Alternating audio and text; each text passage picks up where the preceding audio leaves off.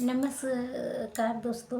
आज श्री हरि विष्णु की कथा शुरू करते हैं। बोले सत्यनारायण भगवान की जय। एक बार नवेशी रज में तपस्या करते हुए स्वर्णकारी ऋषि ने सूत जी से पूछा, जिसके करने से मनुष्य मन चल फल पाता है, ऐसा व्रत कौन सा है? सूत जी ने कहा, एक बार श्री नारद जी ने श्री विष्णु भगवान से ऐसे ही प्रश्न किया था।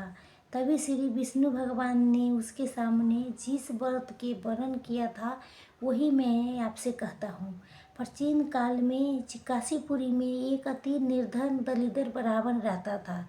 वो भूख प्यास से व्याकुल होके भटकता था।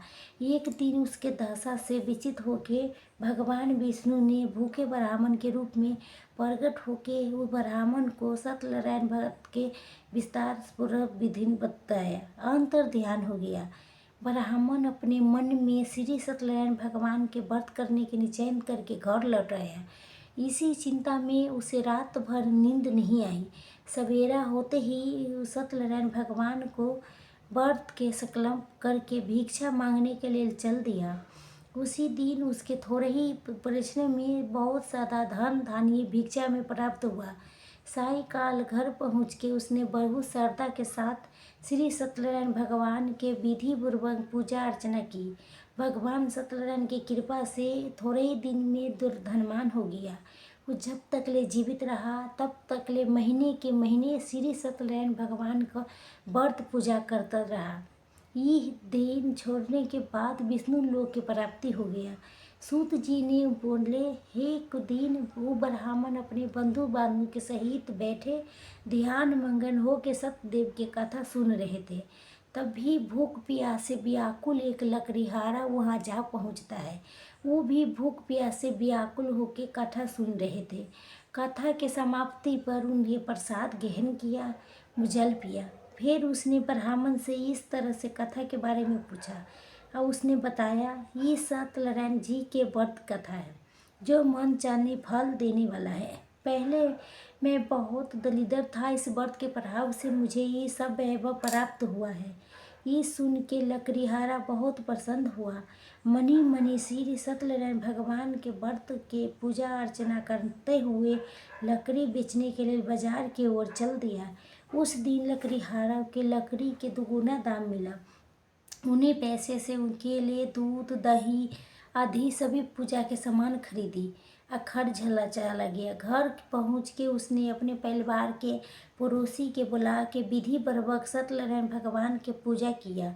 सत्यनारायण भगवान की कृपा से थोड़े ही दिन में संपन्न हो गया। सूत जी ने कहा, हे प्राचीन काल में वो कुल के मुँह के एक राजा था।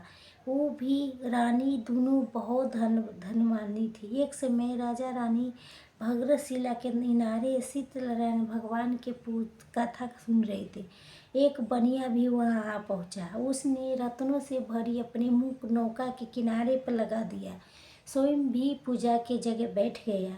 वो चमत्कार देख के उसने राजा के इस बारे में पूछा। राजा ने बताया कि हम विष्णु भगवान की पूजा अर्चना कर रहे हो। ये व्रत सभी मनोकामना पूर्ण करने वाला है। राजा के वचन सुन के प्रसाद बनी अपने घर लिपा के चला गया। घर पहुँच के उसने अपने पत्नी से व्रत के बारे में बताया। वो संकल्प किया कि मैं भी संतान होने पर व्रत करूँगा। उसका पत्नी लीलावती था। सतदेव की कृपा से कुछ ही दिन बाद वो गर्भवती हो गई। 10 महीने पूरे होने पर उसके सुंदर सा कन्या से जन्म दिया। कन्या के नाम कलावती रखा गया था। वो चंद्रमा के कला के समान नित्य बढ़ने लगी। एक दिन अवसर पाके लीलावती ने अपने पति के सतदेव के व्रत करने के लिए बात किया याद दिलाई। कहा, जे मैं व्रत कन्या के विवाह के समय करूँगा। ये कह के बनिया अपने कारोबार में लग गया। जब वो कन्या विवाह के योग्य हुई तभी उसने पूछत पाके कंचनपुर के नगर में सुंदर सा सुशील रुमाल बालक के साथ विवाह कर दिया। फिर भी बनिए ने सत्यनारायण भगवान के व्रत पूजा नहीं किया। वो उसके श्री सत्यनारायण भगवान गुस्सा हो गया। कुछ ही दिनों बाद बनिया अपने दामाद को साथ लेके समुंदर के किनारे रघुसारपुर में व्यापार करने लगा। एक दिन रघुसागर के राजा चंद्रकेतु के खजाने से चोरों ने बहुत सारा धन चुरा लिया था। राजा के सिपाही चोरों के पीछा करते करते चोरों ने जब देखा सिपाहियों से बचना कठिन है, तो उन्होंने धन जितना चुराया था एक जगह फेंक दिया और स्वयं भाग गया। उसी बनिए के दे रहा था। सिपाही चोरी के हुए धुकते देख लिया था, तभी ने उसी जगह पर पहुंच गया। दोनों के चोर समझ के पकड़ लिया। राजा ने जेल में डालने के उसका अधिक दे दिया, धन कोष में जमा करा दिया। सतदेव के कुंवरती के कलावती लीलावती बहुत दुख से जीवन गुजारने लगी थी। एक दिन कलावती भूख प्यास से व्याकुल होकर एक मंदिर में चली गई। वहाँ पर श्री सत्यनारायण भगवान के व्रत कथा हो रही थी। वहीं बैठ के उसे कथा सुनी, प्रसाद लेके घर पहुँची। माता के ये देरी के कारण पूछने पर वो सब बातें कह दी। उसके बाद सुन के लीलावती को अपने पति की बातें पर याद आ गई। उसने श्री सत्यदेव के व्रत के पूर्ण करने के लिए मन में अपने कर कुटुंब बंधु बांधव के बुला के अपने भाव प्रेम से अंत होके प्रार्थना की, मेरे पति ने संकल्प करके आपको जो व्रत नहीं किया था वही से आप प्रसन्न हुए थे, आप कृपा करके उनका अपराध क्षमा कर दे। लीलावती की प्रार्थना से श्री सत्यदेव प्रसन्न होके उसी रात में श्री सत्यदेव दे उसका सपन में राजा के दिखाया। प्रातः काल होते ही तुम दोनों बनियों के जेल से छोड़ दो, तुम्हारा सारा धन उसके लौटा दो, वो पुत्रों समझ तुम्हारा राज नष्ट हो जाएगा। इतना कह के सत्यदेव ने अंतर ध्यान हो गए और राजा ने सवेरा होते ही दोनों बनियों के मुक्ति के आदेश दे दिया। सारी उनका धन लौटा दिया और बहुत सारा सामान पूर्वक उसके विदा किया। दोनों बनिए ने अब खुश से अपने नौका लेके अपने घर चल पड़ी। तभी श्री सत्यनारायण भगवान सन्यासी के भेष में उसके समय आए। बोले, हे तुम्हारे नौका में क्या भरा है? बनिए ने हंसते हुए उत्तर दिया, नौका में फूल पत्तों बेल पत्ती है, कुछ भी नहीं। यही सुन के स्वामी जी ने कहा, तुम्हारा वचन सत्य हो। स्वामी के चल जाने पर बनिए ने देखा तो नौका तो हल्की हो चुकी है। उसके बहुत दुख हुआ, देखा बेहोश होके गिर गया। उसके नौका में हर जगह फूल पत्ते ही बेल पत्तिए थे। पर दामाद ने कहा, इस प्रकार हड़बड़ाने से काम नहीं चलेगा, हमें उसी स्वामी के पास जाना चाहिए, जे उसी के कर्म आते हैं। उनसे चल के प्रार्थना करेंगे तो फिर से वैसा ही हो जाएगी। दामाद की बात मान के बनिया स्वामी के पास पहुंचा, उनके चरणों पर गिर पड़ी। बार बार उससे क्षमा अर्चना मांगने पर उनकी प्रार्थना से फिर भगवान प्रसन्न होकर उसके इच्छी वरदान दिया और स्वयं उसी जगह से अंतर ध्यान हो गया। बनिए ने नाव के पास जाके देखा तो धन रत्नों से फूल हो गई। तभी उसे सत्यदेव भगवान के पूजन किया, कथा सुनी, फिर अपने घर के दिल चल दी गई। अपने नगर के समीप पहुँचने के बनिए ने लीलावती के पास अपने आने के समाचार भेजा। लीलावती उस समय श्री सत्यनारायण भगवान की कथा सुन रही थी। उसी ने अपने पुत्री के कहा, तुम्हारे पति पिता आ गई है, मैं उनके स्वागत के लिए चलती हूँ, तुम प्रसाद लेके शीघ्र नदी के तट पर पहुँच जाना। कलावती प्रसन्नता के कारण इतने खुश होके वो कथा के प्रसाद लेना भूल गए। तुरंत ही नदी के तट पर चले गए।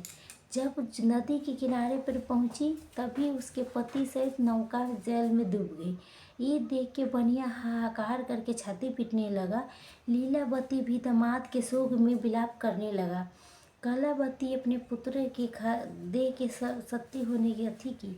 तभी आकाशवाणी हुई, हे बनी, तेरी कन्या सत्य भगवान के प्रसाद नहीं खाया था, दूरी अवरी आइए, अगर वो प्रसाद लेके फिर आएगी तो उसके पति जी भी उठेगा। ये सुन कलावती घर की ओर दौड़ गई या श्री सत्यनारायण भगवान के प्रसाद लेके नदी के तट पर आई। क्या देखती है, उसके पति समेत नौका जल पर तैर रही थी। ये देख के बनिया भी खुश हो गया, अपने घर पहुंच गया। वो जब तकले जीवित रहा तब तकले श्री सत्यदेव भगवान के व्रत किया करता था, श्रद्धा पूर्वक सुनता था। इसके पश्चात सूत जी बोली, ही समय तुम रोज शिकार राजा खेलने वन के हुआ गया था। वहाँ उसने देखा एक बरगद के वृक्ष के नीचे बहुत सा बालक इकट्ठा होकर श्री सत्यनारायण भगवान की कथा सुन रहे थे। राजा ने नेत्रों समेत सत्यनारायण भगवान के नमस्कार किया, नहीं भोजन के पास किया। गोपगणों ने राजा के देखे स्वयं प्रसाद देने उसके पास गए। प्रसाद देने के रख दिया सामने। राजा ने प्रसाद के कुछ प्रभाव नहीं किया, महल की ओर चल दिया। राज द्वार पर पहुँचते ही राजा के मालूम हुआ कि उसके पुत्र धन संपत्ति सब नष्ट हो गई है। उसके वन के अथी हो गया। उसने विचार किया कि श्री सत्यदेव के प्रसाद के निरादर करने के कारण मुझे ये दुख प्राप्त हुआ है। ये सोच के राजा के पूरे वन में दौड़ा किया। वो सबको ग्वाले के साथ मिलके श्रद्धा भक्ति के साथ श्री सत्यदेव भगवान के भोजन पूजन करके प्रसाद ग्रहण किया। इसके बाद ही वो जब घर पर लौट आया तो उसके मृत पुत्र सभी जीवित उठे, नष्ट हुई संपत्ति भी सब आ गए थे।